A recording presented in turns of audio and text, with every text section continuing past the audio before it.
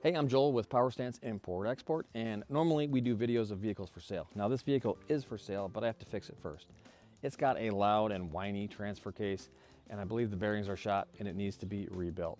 So instead of rebuilding it, I'm going to swap it out with a transfer case that I got off Facebook Marketplace last year. Finally get to use it, so I'm excited. However, this is a 1.4 ratio transfer case in the Defender, and the transfer case I got off Facebook is a 1.2 out of a Discovery. So I always wanted to know what kind of results you get by transferring or by swapping transfer cases from a Disco to a Defender. You should get lower RPMs on the highway, resulting in better miles per gallon, and you should also get a little bit higher top speed. But your low end torque is going to suffer a little bit. So we'll see what happens. And I've also installed a tachometer in the instrument cluster here because the stock Td5 didn't have one, and I'll show you how I did that on the cheap as well. So hopefully everything works out. If you're seeing this video, it means it did. If you're not seeing this video, it means I failed miserably. So let's get to it. Okay, so I got my tachometer installed. This is where the clock used to be, and this is a $17 tachometer off of Amazon. And I don't know if I just got lucky or not, but it looks almost identical the way it fastens down with this plastic collar that just twists on and tightens it down, and it fits perfectly. You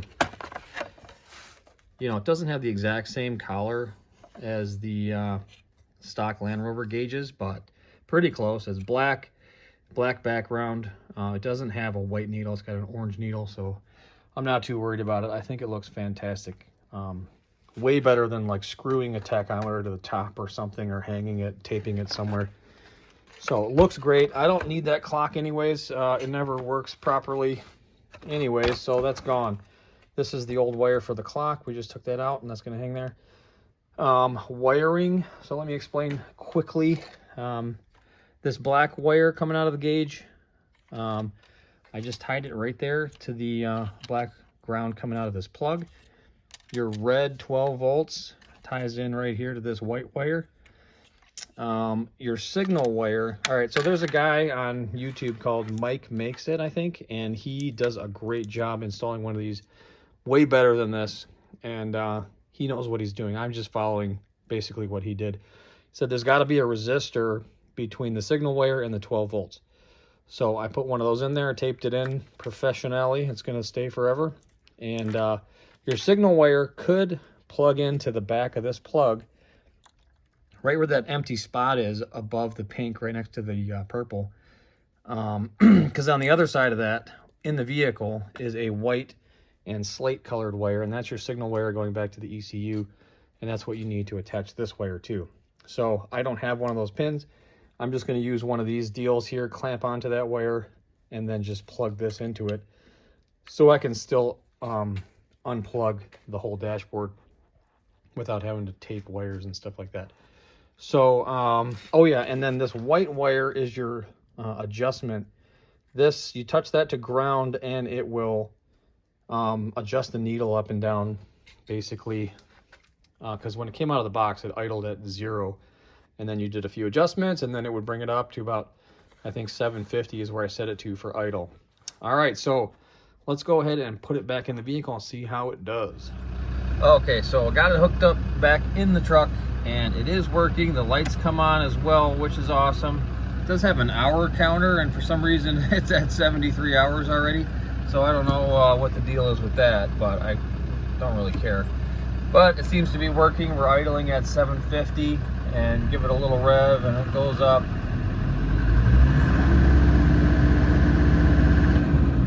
So it seems to be working, and that's exactly what we need to test the different RPMs on the 1.2 to 1.4 transfer case.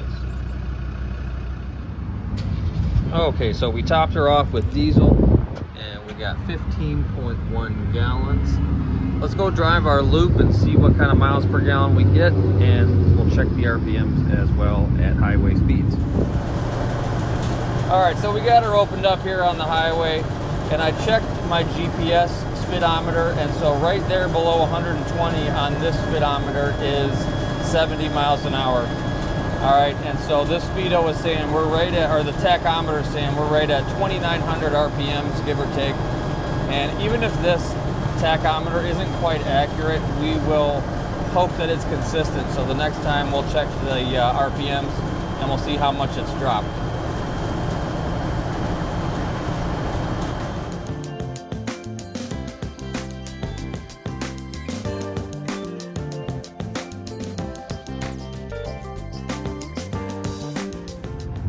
Okay, so we just did our 100 kilometer loop and we're here at pump number 14 again, and we just filled it up. So we did 2.7 gallons to 100 kilometers, roughly 60 miles. 2.7 gallons is 22 miles per gallon. Okay, so let's see if we can beat that.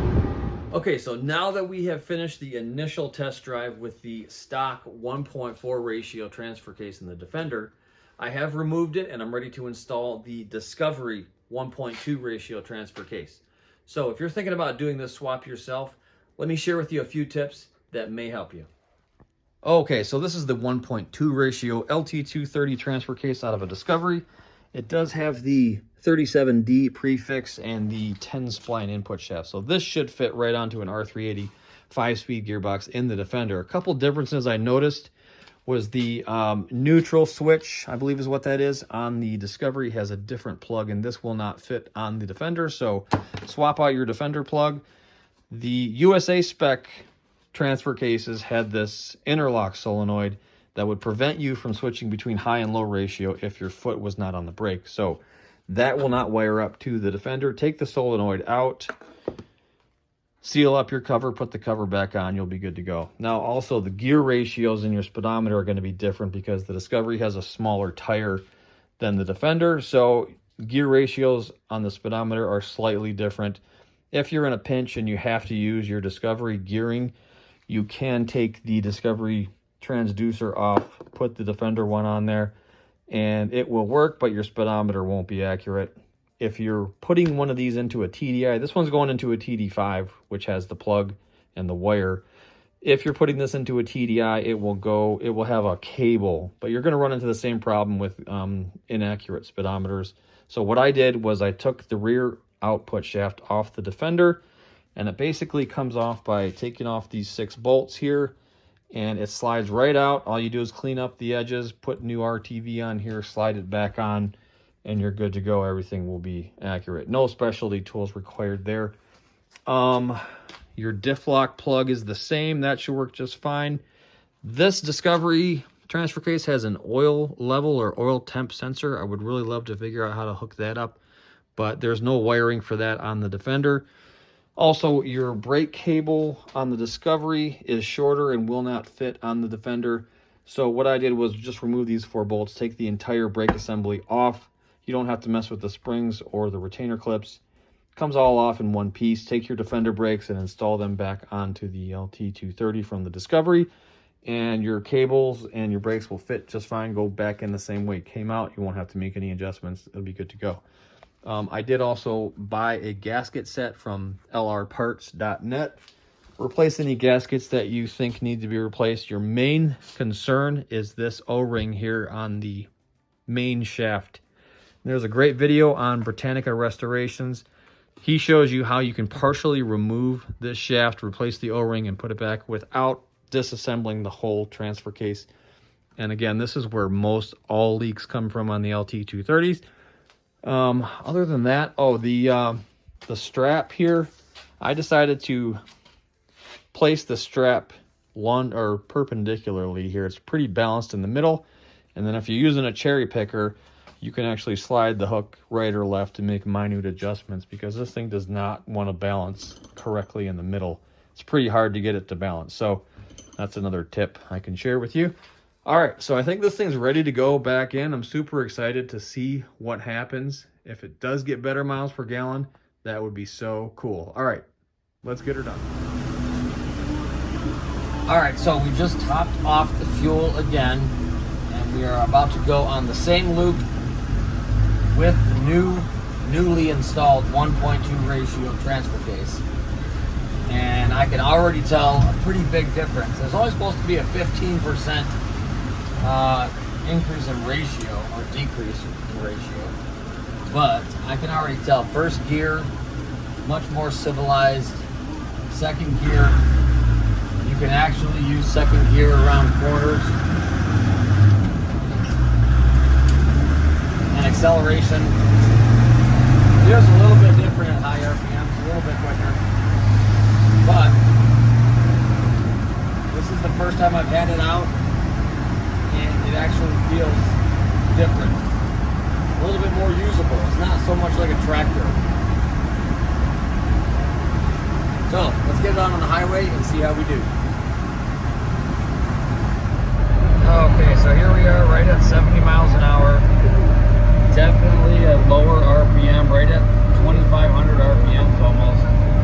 Definitely quieter in here, and no more whining coming out of the transfer case as well. So pretty awesome. We fixed the problem and got a little bit better performance out of it. Super happy.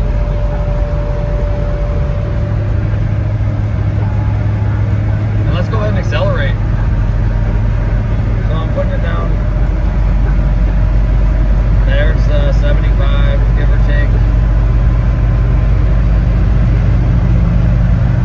Alright. So there's 2,900 RPMs at 75-ish, 77 miles per hour. So not bad.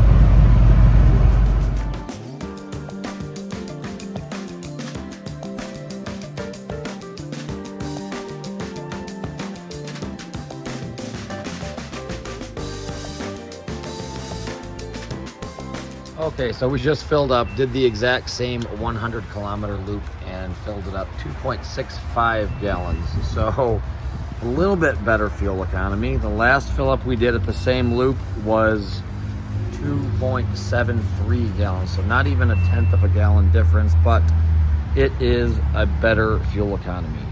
Okay, so in conclusion, did we get better miles per gallon? Yes, we did, barely. The first loop we did 60 miles, 100 kilometers, we got 22 miles per gallon.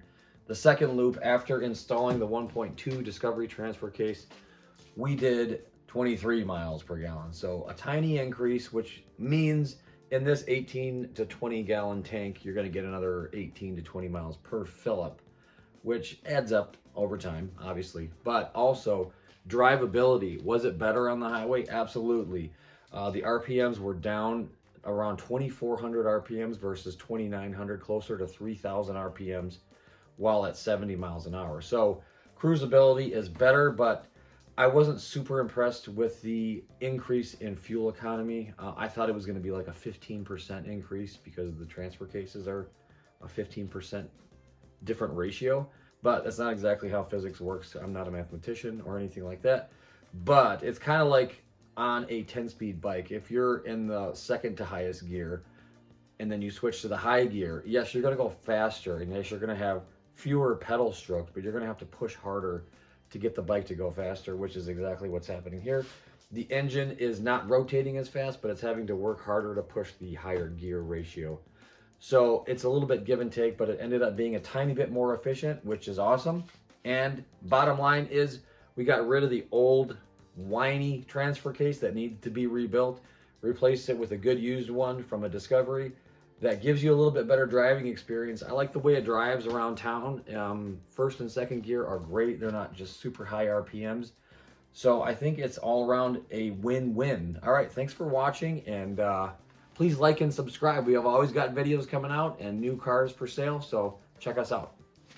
Also, check us out online, Facebook, Instagram, this YouTube channel, or even the eBay store at Power Stance Import Export if you're interested in buying one of these bad boys.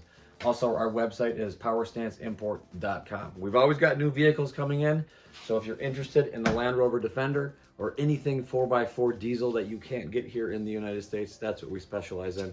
Let us know. Give us a call. Shoot us a message. Like, subscribe, all that cool stuff. Thanks. Bye.